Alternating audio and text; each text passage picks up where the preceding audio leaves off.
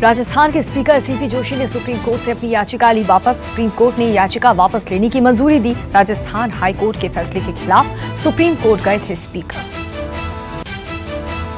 Rajasthan high court ने कांग्रेस के बागी विधायकों को दिया था राहत। हाई कोर्ट ने स्पीकर की किसी भी कार्रवाई पर लगा रखी है। राजस्थान की सियासत में नया मोड़। राजभवन में 31 जुलाई से विधानसभा सत्र बुलाने की गहलोत सरकार की फाइल को लौटाया वापस। राजभवन ने प्रस्ताव की फाइल संसदीय कार्य विभाग को लौटा दिया है। राजभवन ने सरकार से सत्र बुलाने को लेकर के मांगी है कुछ जानकारियां। आज एक बार फिर सीएम अशोक गहलोत की अपने विधायकों के साथ बैठक। फिर मौज होटल में होगी बैठक। बैठक में कांग्रेस प्रभारी अविनाश पांडे भी मौजूद रहेंगे। स्पीक अप फॉर डेमोक्रेसी अभियान लॉन्च।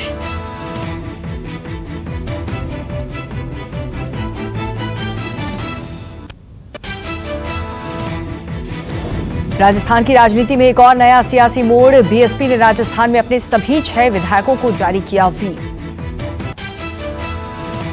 बीएसपी ने विधानसभा में अविश्वास प्रस्ताव पर सभी विधायकों को कांग्रेस के खिलाफ वोट देने को कहा और साथ ही ये भी कहा कि व्हीप के उल्लंघन पर दल बदल कानून के तहत उनकी सदस्यता भी जा सकती है। आज राजस्थान हाईकोर्ट में बीएसपी के 6 विधायक के खिलाफ दायर याचिका पर भी होगी सुनवाई। 4 महीने पहले बीएसपी के 6 विधायकों के कांग्रेस में शामिल होने के खिलाफ दायर की गई थी याचिका। बीएसपी विधायकों के खिलाफ बीजेपी विधायक मदन दिलावर की ओर से दायर की गई याचिका। जस्टिस महेंद्र गोयल की पीठ करेगी सुनवाई। बीएसपी भी पहुंची राजस्थान हाईकोर्ट। मामले में खुद को भी पक्षकार बनाने की मांग। राजस्थान में मचे सियासी घमासान के बीच सड़क पर उतरे कांग्रेसी। दिल्ली में प्रदेश कांग्रेस ने किया विरोध प्रदर्शन। देश भर के राजभवन में कांग्रेस ने प्रदर्शन का लिया है फैसला। दूसरे राज्य में भी कांग्रेस के कार्यकर्ता कर रहे हैं विरोध प्रदर्शन। कांग्रेस कार्यकर्ताओं का आरोप, लोकतंत्र पर हमला कर रही है मोदी सरकार। लोकतंत्र बचाने के लिए सड़क पर उतरे हैं कांग्रेस कार्यकर्ता। राजस्थान में कांग्रेस नहीं करेगी विरोध प्रदर्शन। राजस्थान कांग्रेस प्रदेश अध्यक्ष गोविंद सिंह डोटासरा ने किया ऐलान। प्रदेश अध्यक्ष गोविंद सिंह डोटासरा ने ट्वीट कर कहा, जयपुर में नहीं होगा राजभवन का घेराव। डोटासरा ने कहा कि उम्मीद है कि राज्यपाल विधानसभा का सत्र बुलाने की इजाजत दे देंगे। फ्रांस से आज उड़ेगा 5 राफेल लड़ाकू विमान। सभी विमान बुधवार को पहुंचेंगे हिंदुस्तान। सीमा पर चीन से तनातनी के बीच एक हफ्ते में लद्दाख में तैनात हो सकता है राफेल।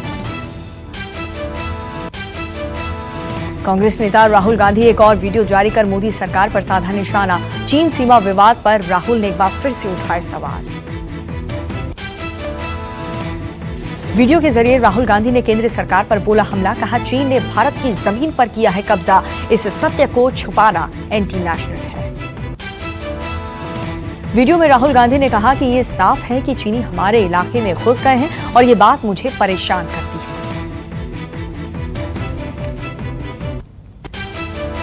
यूपी के कासगंज में एक ही परिवार के 4 लोगों की हत्या से हड़कंप। आपसी रंजिश में हमलावरों ने घात लगाकर परिवार पर बरसाई अंधाधुंध गोलियां। हमलावरों की फायरिंग के मौके पर ही 3 लोगों की मौत। बाद में पीड़ित परिवार का एक और शख्स ने तोड़ा दम। वारदात को अंजाम देने के बाद हत्यारे मौके से फरार। हमलावरों की तलाश में जुटी पुलिस। कासगंज में 4 लोगों के मर्डर पर समाजवादी पार्टी का योगी सरकार पर हमला। पार्टी अध्यक्ष अखिलेश यादव ने प्रदेश सरकार पर साधा निशाना। अखिलेश यादव ने कहा, यूपी में चल रही धारावाहिक आपराधिक घटनाएं लगता है प्रदेश की बागडोर अब बीजेपी सरकार के हाथ से निकलकर बदमाशों के हाथ में चली गई। कोरोना के खिलाफ जंग में अब टेस्टिंग पर जोर। प्रधानमंत्री नरेंद्र मोदी आज आईसीएमआर की 3 उच्च श्रेणी वाली लैब्स का करेंगे उद्घाटन। नोएडा, मुंबई और कोलकाता में बने ये हैं लैब्स और पीएम मोदी शाम 4:30 बजे वीडियो कॉन्फ्रेंसिंग के जरिए करेंगे लैब्स का उद्घाटन। उद्घाटन के मौके पर यूपी के सीएम योगी आदित्यनाथ, महाराष्ट्र से उद्धव ठाकरे और पश्चिम बंगाल से ममता बनर्जी वर्चुअल रहेंगे मौजूद। आज शुभारंभ हो रहे लैब्स में काफी संख्या में होंगी टेस्ट। रोजाना 10,000 से अधिक कोरोना टेस्ट करने की तीनों टेस्टिंग लैब की क्षमता। नोएडा स्थित national institute of cancer prevention and research में RT-PCR लैब का होगा उद्घाटन। जिले में इस लैब के उद्घाटन के बाद प्रतिदिन 6,000 से ज्यादा कोरोना जांच हो सकेंगी। देश में कोरोना का आंकड़ा पहुंचा 14 लाख के पार। 24 घंटे में सबसे ज्यादा 49,931 नए मामले आए सामने। 708 लोगों की हुई मौत। देश में अब 14,35,453 पहुंचा कोरोना का मामला। अब तक 32,771 लोग कोरोना से गंवा चुके हैं अपनी जान। देश में अब तक 9,17,568 लोग कोरोना को दे चुके हैं मात। देश भर में 4,85,114 मरीजों का चल रहा है इलाज। देश में कोरोना से रिकवरी रेट 63.92% हुआ, जबकि पॉजिटिविटी रेट देश में इस वक्त 9.68% है। कल एक दिन में सबसे ज्यादा कोरोना सैंपल की हुई जांच 26 जुलाई को किया गया 5,15,472 कोरोना सैंपल का टेस्ट। देश में अब तक 1,68,06,803 कोरोना सैंपल की हो चुकी है जांच। 25 जुलाई को भी 4.5 लाख के करीब सैंपल की हुई थी जांच। महाराष्ट्र में एक बार फिर कोरोना के मामले जबरदस्त उसमें उछाल आया। 24 घंटे में 9,431 नए मामले आए सामने, जबकि 267 लोगों की हुई मौत। महाराष्ट्र में कोरोना के मामले बढ़कर के हुए 3,75,799। प्रदेश में अब तक 13,656 लोग कोरोना से गंवा चुके हैं अपनी जान। दिल्ली में भी लगातार बढ़ रहे कोरोना के मरीज। 24 घंटे में 1,075 लोग हुए कोरोना से संक्रमित। 21 लोगों ने गंवाई अपनी जान। दिल्ली में अब कोरोना मरीजों का आंकड़ा पहुंचा 1,30,606। राजधानी में अब तक कोरोना से 3,827 लोगों की जा चुकी है जान। दिल्ली में राहत की बात यह है कि फिलहाल 11,904 ही हैं कोरोना के एक्टिव केस। अब तक 1,14,875 लोग हो चुके हैं ठीक। तमिलनाडु में भी जारी है कोरोना का कोहराम। अब तक 2,13,723 लोग हो चुके हैं कोरोना के शिकार। 3,494 लोगों की हो चुकी है मौत। महाराष्ट्र के बाद कोरोना के मामले में दूसरे नंबर पर है तमिलनाडु। राज्य में अब भी 53,703 है एक्टिव केस। यूपी में 24 घंटे में 3,260 नए मामले आए सामने। 39 कोरोना मरीजों की गई जान। यूपी में अब तक 66,988 लोग हो चुके हैं कोरोना के शिकार। कोरोना से मरने वालों की संख्या बढ़कर के हुई 1,426।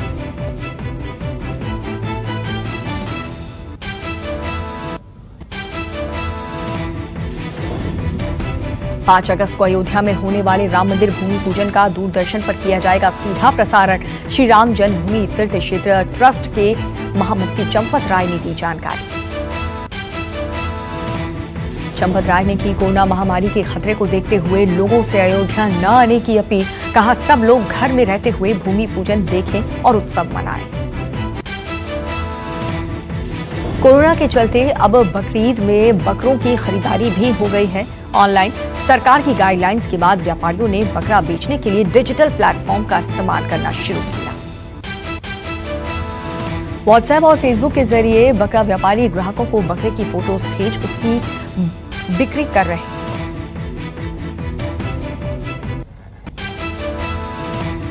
कोरोना की स्वदेशी वैक्सीन कोवैक्सीन की रिसर्च का पहला फेज अब तक पीजीआई ने किया पूरा। 4 नए वॉलंटियरों को दिया गया वैक्सीन का डोज। टेस्ट में शामिल 4 वॉलंटियरों में 1 महिला और 3 पुरुष शामिल। 2 सप्ताह बाद होगी पूरी जांच।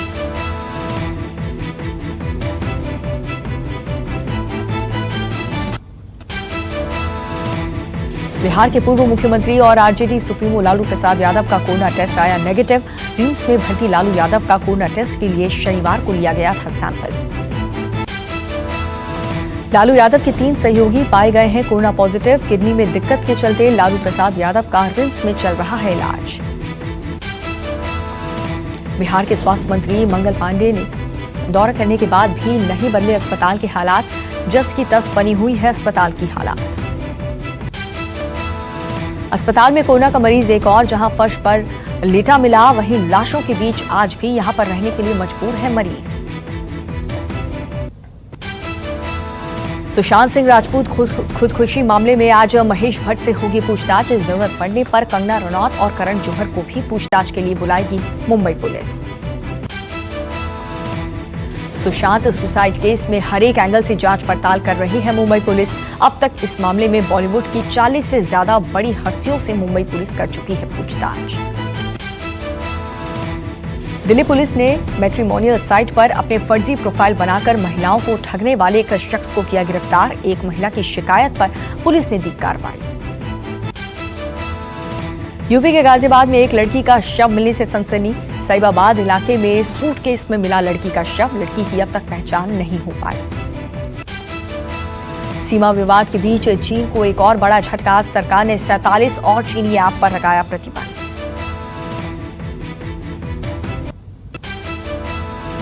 उत्तराखंड के चमोली से लैंडस्लाइड की दिल दहलाने वाली तस्वीरें आई सामने। गौचर के पास बद्रीनाथ हाईवे पर अचानक से सड़क पर आ गया पूरा पहाड़। सड़क पर पहाड़ गिरने से बद्रीनाथ जाने वाला रास्ता पूरी तरह से हुआ बंद। जिस वक्त ये हादसा हुआ वहां ट्रैफिक था। गनीमत ये रही कि कोई भी इसकी चपेट में नहीं आया। मुंबई एक बार फिर से हुई पानी पानी। दादर और हिंद माता समेत कई इलाकों में भरा पानी।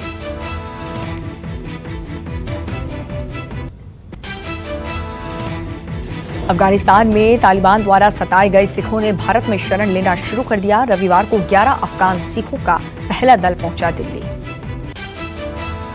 भारत पहुंचने वाले ज्यादातर सिखों में वो लोग हैं जिन्होंने काबुल में हुए हमले में अपने परिवार और करीबियों को खोया था।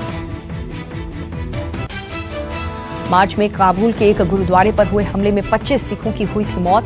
कई लोग बुरी तरह से हुए थे जख्मी।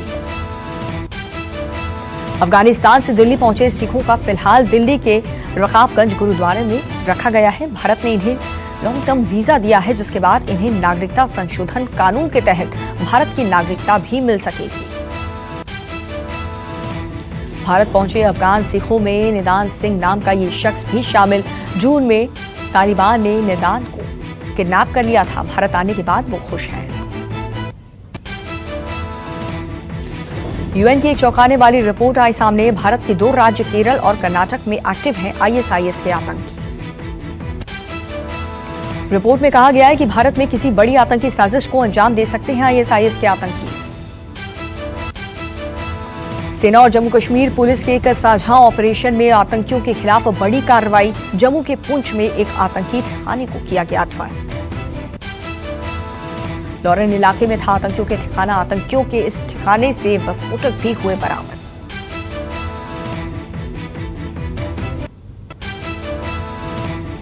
यूपी के गोरखपुर में राप्ती, रोहिन और सरयू खतरे के निशान से ऊपर बह रही है। इलाके में तमाम गांव पानी में डूब गए। बाढ़ की वजह से लोग आवाजाही के लिए थर्माकोल से बने जुगाड़ की नाव का इस्तेमाल कर रहे हैं, लेकिन सरकार और प्रशासन पूरी तरह से बेफिक्र नजर आ रही है। बिहार के मुजफ्फरपुर में बड़ी नदियों के अलावा अब छोटी छोटी नदियों का कहर भी देखने को मिल रहा है। पुन्नी से लेकर के सकरा तक बाढ़ का पानी समंदर बनकर बह रहा है। कई इलाकों में बांध टूटने से हालात ऐसे हो गए कि गांव के गांव पानी में डूब गए। बाढ़ से हुई तबाही ने यहां के लोगों को मुश्किलों में डाल रखा है। नमस्कार, मैं हूं मानक गुप्ता। अगर आपको हमारा ये वीडियो पसंद आया हो तो इसे लाइक और शेयर जरूर करें, और हाँ, हमें सब्सक्राइब और फॉलो करना ना भूलें ताकि आप देश और दुनिया की कोई खबर मिस ना करें। तो जुड़े रहिए हमारे साथ और देखते रहिए न्यूज़ 24।